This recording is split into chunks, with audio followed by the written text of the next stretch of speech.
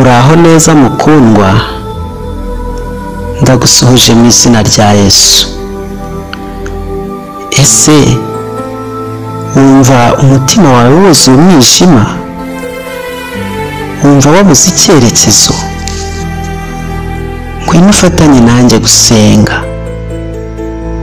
Mbere yuko dusenga, reka dusome ijambo ry'Imana. Ubutumwa bwiza bwa Yohana, igice cya mbere, umurongo wa mbere tugeze ku wa 5.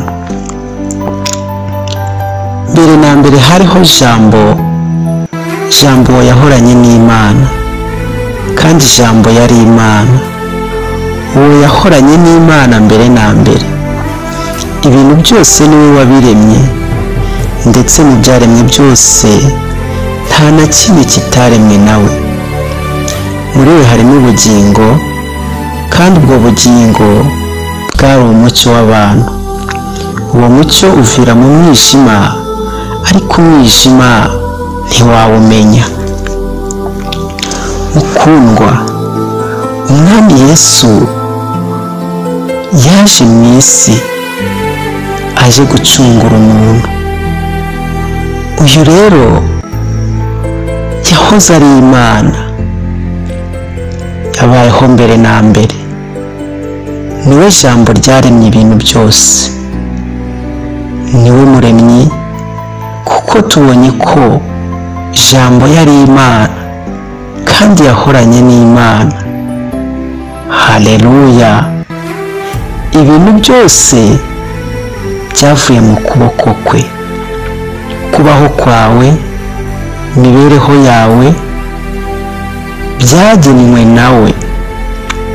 Niwe mugenga wa byose.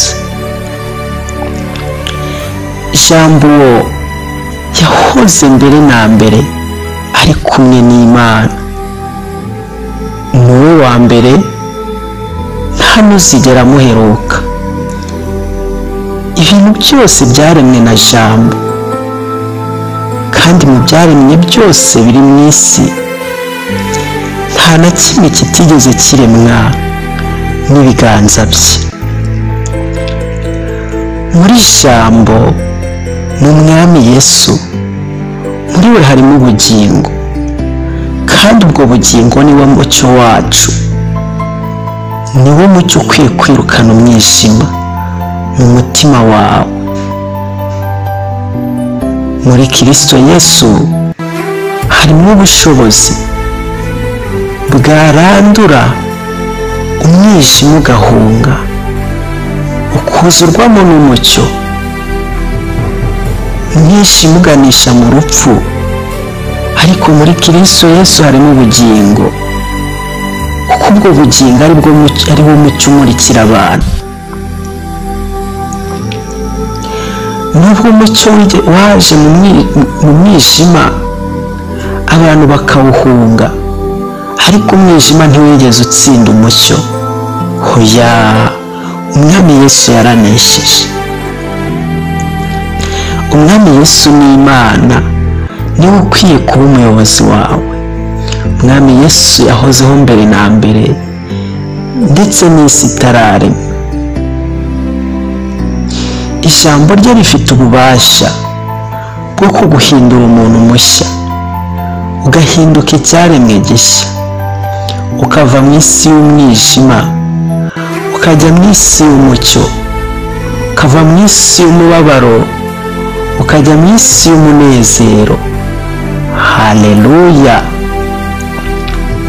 Umwami Yesu yahoranye n'Imana mbere na mbere, kuko tubonye ko ari we muremyi.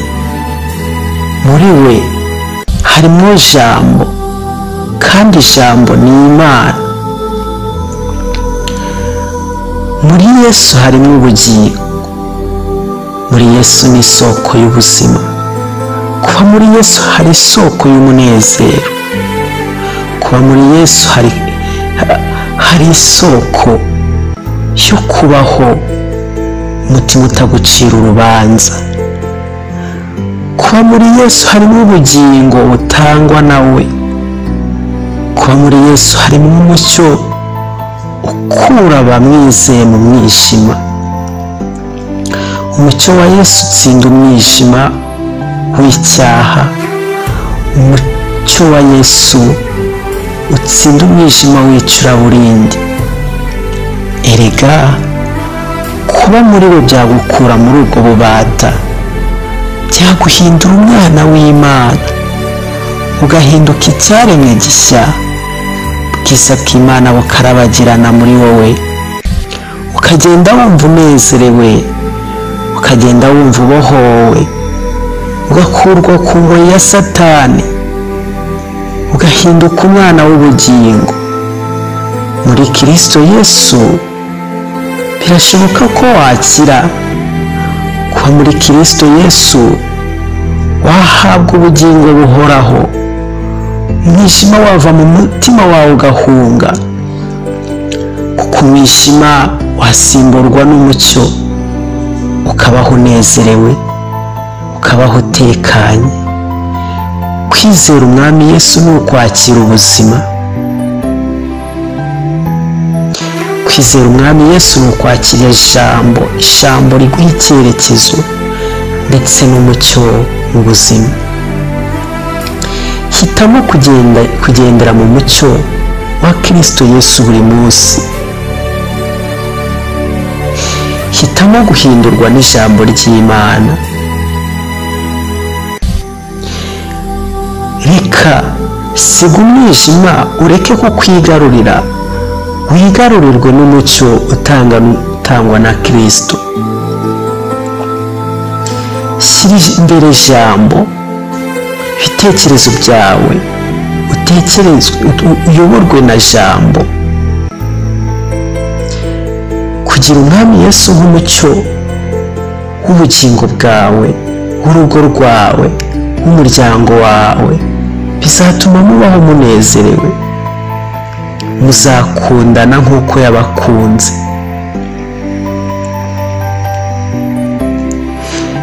Kugendera muri we, kugendera mu mucyo, bikurinda cyangwa biturinda kutagendera mu isi y'ibinyoma.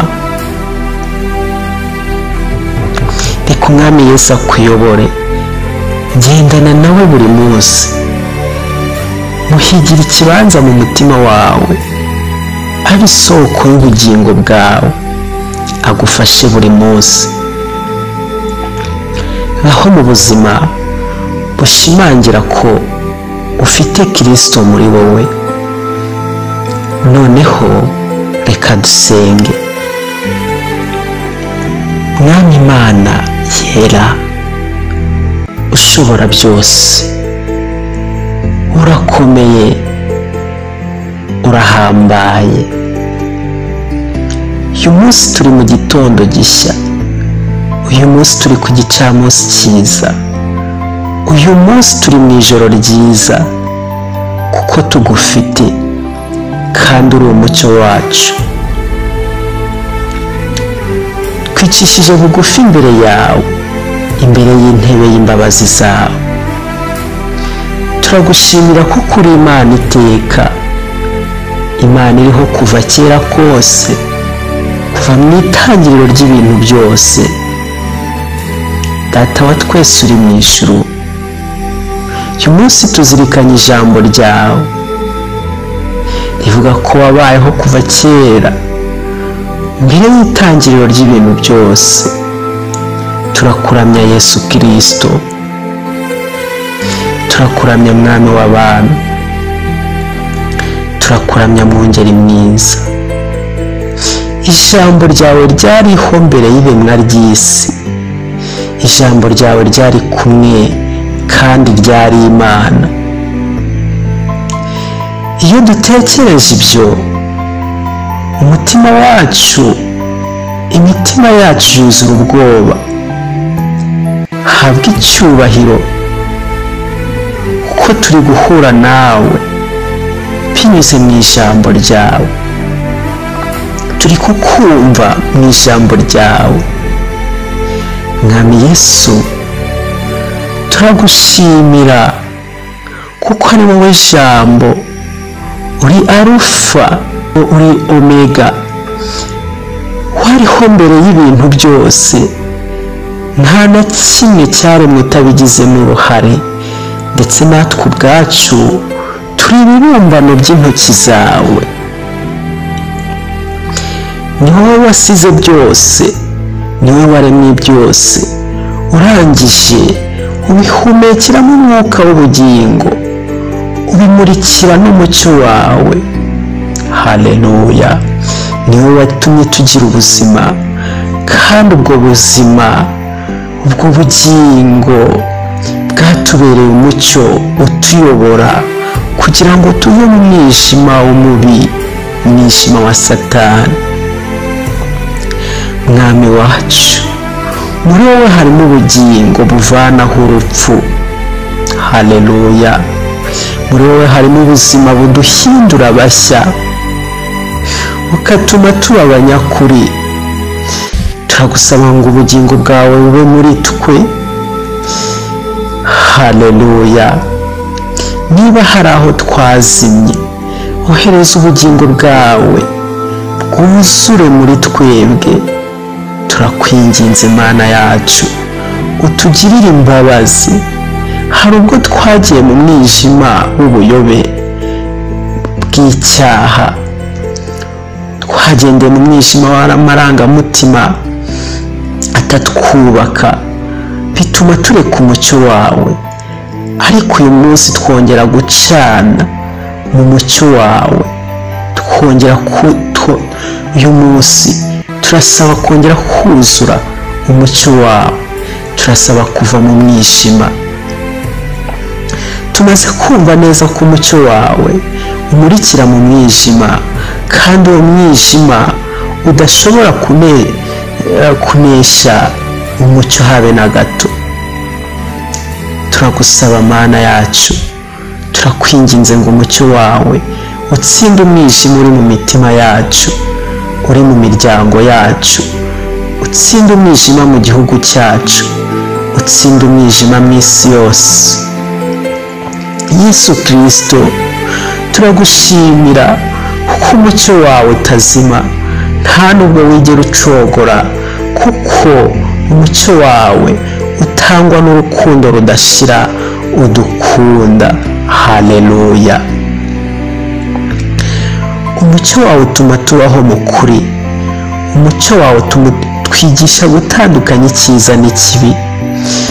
umucyo wawe utwereka ko tutari twenyine muri ino si yuzuye umwijima, utwereka ko turi kumwe nawe. turagusabye ngo umucyo wawe ukomeze kuba muri twe, ukomeze kutuyobora mu nzira zose.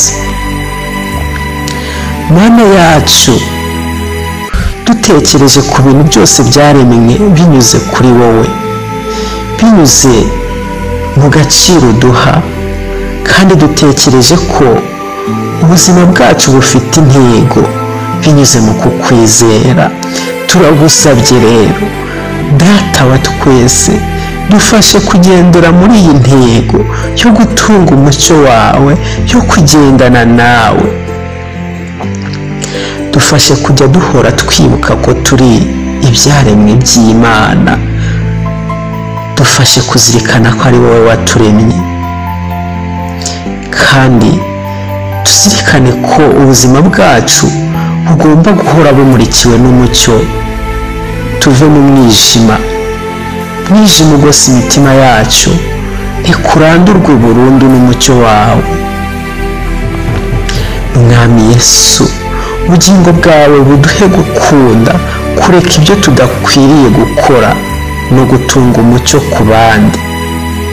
reka dutange umucyo, tumurikire abandi, tubabere itabaza rizima. tugusabye ko waza ukinjira mu buzima bwacu, udukize, dukirize imitima. reka ubuhamya bwiza bube muri twe, kugira ngo ubwo abandi batubona babone ko turi abana b'umucyo, babone ko tutari abana b'umwijima. duhe Mwuka Wera dukomeze, atwibutse, ahora ashyira no magambo mu mitima yacu ijambo ryawe ryariho mu itangiriro ry'ibintu byose, kandi umucyo wawe ntiwigeze utsindwa na gato. Komeza kutuyobora mu ijambo ryawe, twihishurire Yesu Kristo mucunguzi wacu, twongera imbaraga zo gusoma no gusobanukirwa ijambo ryawe, utwongerera ubushobozi bwo kubaho twishimye tugendera mu buntu bwawe. Turagushimiye mwami wacu, turagushimiye kubw'ijambo ryawe, turagushimiye kubw'umucyo wawe, turagushimiye kubw'ubugingo bwawe. Ni ukuri uriho iteka ryose. Turakwizeye, twizeye kugumana nawe, twizeye kugendana nawe. Bana na buri wese uri kumwe nawe ukwizera. Izina ryawe rifite imbaraga, izina ryawe rifite ubushobozi. Gendana natwe ibihe byose, utwambike imbaraga n'ubushobozi, uduhe guhindurwa bashya, uduhe guhorana nawe mu ijambo ryawe. Ibi tubisenze tubyizeye, tubigusabye, tubisabiye mu izina ryawe Yesu Kristo, wowe ijambo ryaremye isi, mu izina ryawe ryera, amen. Niba isengesho rikoze ku mutima wawe, shyira muri komenti, andikamo ngo amen, kandi ntiwibagirwe gusangiza n'abandi. Ufite icyifuzo twafatanya gusengera, wacyandika muri komenti cyangwa ukatwandikira kuri WhatsApp yacu, tugafatanya muri ino si, tugafatana amaboko kugira ngo tuzasoze urugendo rwacu amahoro. Umwami Yesu aragukunda, umwami Yesu aradukunda. Hanyuma dukomezanye uru rugendo kuri Joel Gospel Praise TV kugira ngo tubashe guhindura benshi, bave mu mwijima binjire mu mucyo utangwa n'umwami Yesu, bave mu rupfu binjire mu bugingo. Ubwo bugingo ni Kristo Yesu. Bana natwe kandi turagukunda, tukwifurije umugisha w'Imana.